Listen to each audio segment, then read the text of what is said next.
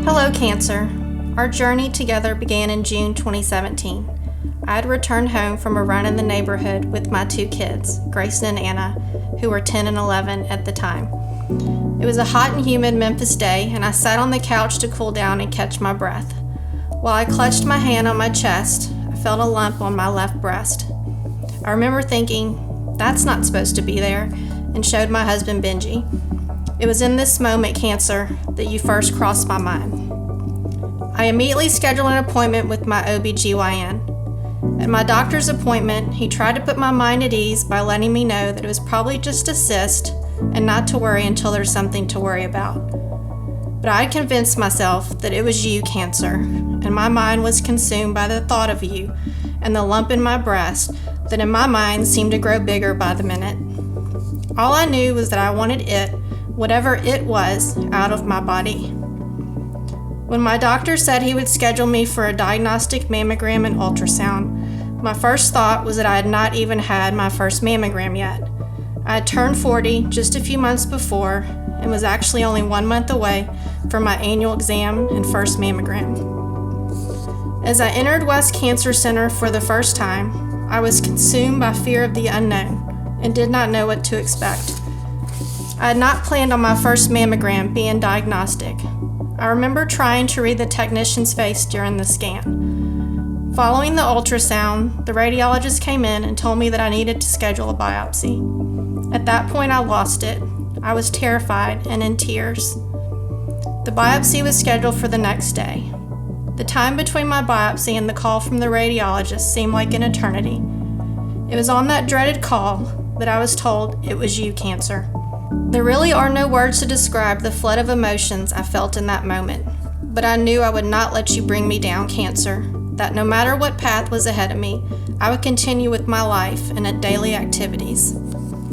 From the beginning, my thoughts and prayers were always with Grayson and Anna, and how the news of you, Cancer, would affect them. They were old enough to know what was going on, and I told myself that I would not keep any secrets from them and to be open and honest about my treatment plan and the information the doctors were telling me. I sat them down and told them it was you, Cancer. My son had a friend whose mom had passed away the year before from breast cancer, and his first question to me was if I was going to die too. That tore me up inside, and I told him that I would fight as hard as I could and stay strong. No parent should ever have to have this conversation with their children at any age.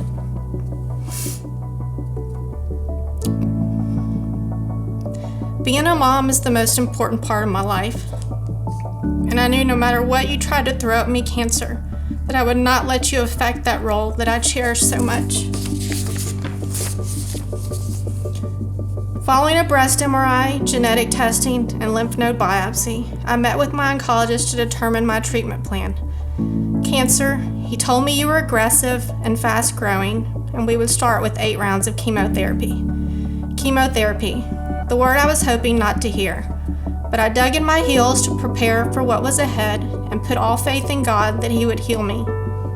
I embraced my baldness and would push my body during the week, working full days in the office, attending kids' activities and sports games, and continuing my community volunteer work. Cancer, you would not defeat me. I was determined to continue with as normal life as possible. By the weekend, though, my body was exhausted. I was so good at masking it.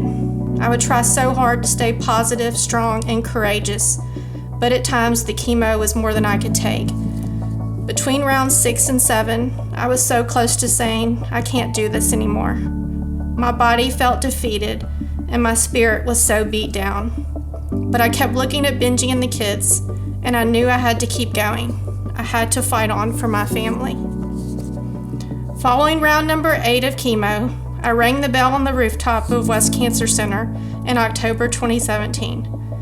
But our journey together, Cancer, was not over. My body was allowed to heal for a few weeks before the next step in my treatment plan, surgery, a bilateral mastectomy and reconstruction.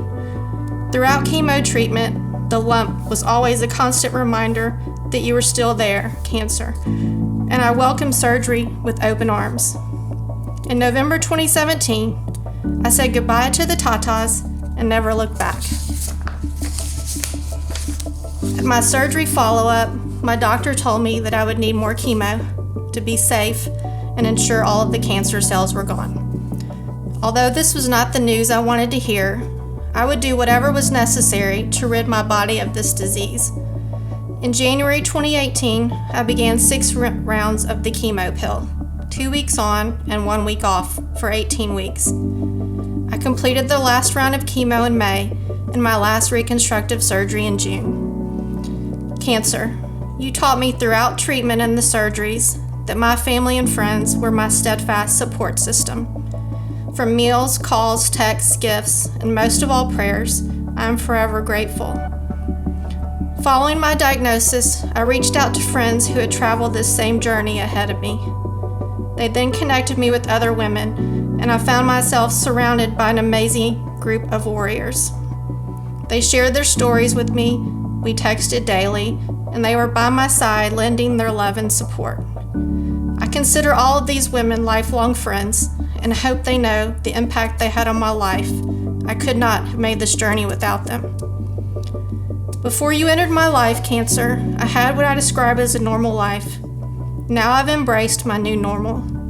You have become a chapter in the book of my life, and every day I'm reminded of our journey together. I take a pill every morning as a preventative in hopes you will not return. You left me physically scarred, and my body will never look the same. But they are signs of our fight together and how strong I truly am. Cancer, you sent me on a different path to my life that was unexpected, but you have shown me a new viewpoint of my life, that each day is a gift, and to live life to the fullest and with positivity. Cancer, you did not defeat me. I am strong. I am a fighter. I am courageous. I am a warrior. Sincerely, Amy.